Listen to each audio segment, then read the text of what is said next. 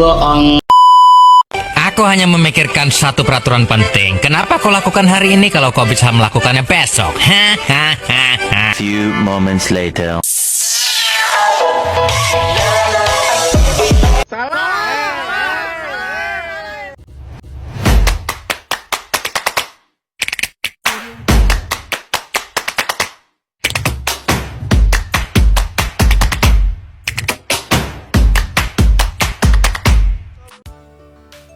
Assalamualaikum warahmatullahi wabarakatuh. Hai adik-adik, ketemu lagi kita. Nah, di video kali ini kakak akan membahas tentang sistem pencernaan manusia. Nah, sebelum kita masuk ke penjelasannya, lebih baik kita berdoa dulu. Sebelum belajar, marilah kita berdoa menurut agama dan keyakinan kita masing-masing. Berdoa dimulai.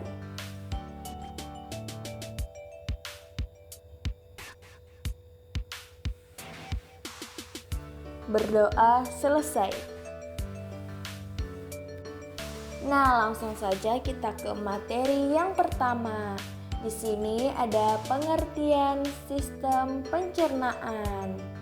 Sistem pencernaan merupakan tempat di mana proses kompleks pengolahan makanan menjadi nutrisi yang diserap oleh tubuh.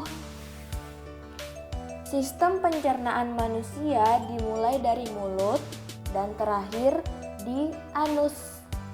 Untuk mempelajari bagian-bagian dan fungsinya sangat mudah kok. Adik-adik, kamu hanya perlu membaca dan melihat gambar sistem pencernaan di samping ini. Nah, adik-adik, di sistem pencernaan yang pertama adalah gambar mulut.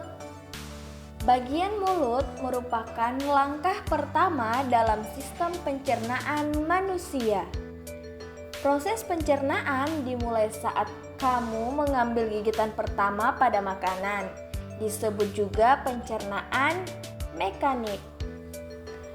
Bagian mulut seperti lidah, gigi, dan selenjar air liur itu membantu proses pengunyahan agar makanan lebih mudah dicerna. Air liur mengandung enzim dengan fungsi memecah molekul makanan agar mudah diserap oleh tubuh. Nah, sistem pencernaan kedua adik-adik itu ada tenggorokan atau faring dan kerongkongan atau esofagus. Tenggorokan atau faring merupakan saluran alat pencernaan yang menghubungkan rongga mulut ke kerongkongan atau esofagus. Faring juga berhubungan dengan rongga hidung yang berfungsi untuk memproduksi suara. Makanan yang ditelan dari mulut masuk melalui tenggorokan dan diteruskan ke tabung berotot atau esofagus. Nah, tabung ini memiliki panjang sekitar 25 cm. Di bagian esofagus terdapat katup epiglotis yang mencegah makanan dan minuman masuk ke dalam trakea agar kita tidak tersedak. Pada dinding kerongkongan terjadi gerakan peristaltik, yaitu gerakan meremas-remas yang mendorong makanan menuju lambung. Selanjutnya, sistem pencernaan yang ketiga ada gambar lambung. Lambung merupakan organ berbentuk seperti kantong yang terdiri dari dinding berotot. Di lambung terjadi sistem pencernaan mekanik, di mana makanan dan minuman diremas dan diaduk menjadi bubur makanan atau kim oleh otot polos. Nah, ada 3 bagian lambung yang penting nih adik-adik. Yang bagian atas itu ada kardia, bagian tengah ada fundus, dan yang bagian bawah ada pilorus. Di bagian lambung juga terjadi pencernaan kimiawi, di mana makanan dicerna oleh enzim dalam getah lambung yang dihasilkan oleh sel kelenjar dinding lambung. Selanjutnya, yang keempat ada sistem pencernaan usus halus. Usus halus merupakan sistem pencernaan manusia terpanjang dengan panjang sekitar 670 cm sampai 760 cm. Penyerapan nutrisi paling banyak terjadi pada saluran pencernaan ini. Usus halus terdiri dari 3 bagian penting, yang dimana masing-masing memiliki fungsi yang berbeda dalam pencernaan makanan. Yang pertama itu ada usus 12 jari. Usus 12 jari adalah bagian usus setelah lambung.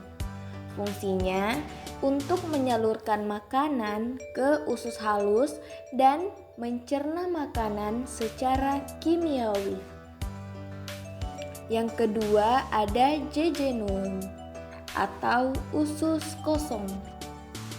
Permukaan usus kosong terdapat jontot-jontot usus yang disebut villi.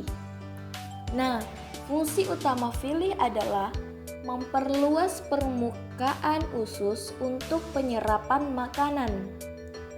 Hampir 90% penyerapan nutrisi terjadi di bagian usus halus dan selanjutnya diedarkan ke dalam aliran darah dan limpa. Dan yang ketiga ada usus penyerapan. Nah, di bagian akhir pada saluran pencernaan halus ini, nutrisi seperti vitamin B12, garam empedu, air, dan elektrolit yang belum dapat diserap oleh jejunum akan diserap oleh bagian usus halus seperti jejunum, usus ileum juga memiliki villi. Sistem pencernaan yang kelima adik-adik ada pankreas. Pankreas dapat menghasilkan enzim pencernaan ke dalam usus 12 jari yang memecah protein, lemak, dan karbohidrat. Pankreas juga memproduksi insulin dan meneruskannya langsung ke aliran darah. Insulin ini adalah hormon utama dalam tubuh untuk metabolisme gula. Sistem pencernaan yang keenam itu ada hati. Hati memiliki banyak fungsi, tetapi tugas utamanya dalam sistem pencernaan adalah memproses nutrisi yang diserap dari usus kecil. Empedu dari hati yang dikeluarkan ke usus halus juga memainkan peran penting dalam mencerna lemak dan beberapa vitamin. Hati juga berfungsi mendetoksifikasi bahan kimia berbahaya atau beracun. Sistem pencernaan yang ketujuh ada kantong empedu. Kantong empedu berfungsi menyimpan dan memekatkan empedu dari hati dan kemudian melepaskannya ke dalam usus 12 jari di usus kecil untuk membantu menyerap dan mencerna lemak. Nah, selanjutnya sistem pencernaan yang ke-8 ini ada gambar usus besar. Sebagian besar dari sisa-sisa pencernaan makanan dan air diserap di usus besar, lalu disimpan sebagai feses sebelum dieliminasi.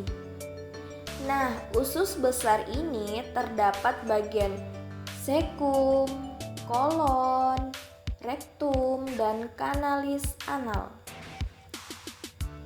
Fungsi utama usus besar adalah membusukkan sisa makanan atau limbah oleh bakteri Escherichia coli agar lebih mudah untuk dikeluarkan.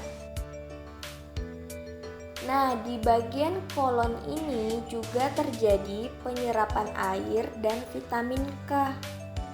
Setelah itu, zat makanan yang sudah dicerna akan disimpan di rektum dan dieliminasikan melalui kanalis anal ke anus dengan gerakan peristaltik.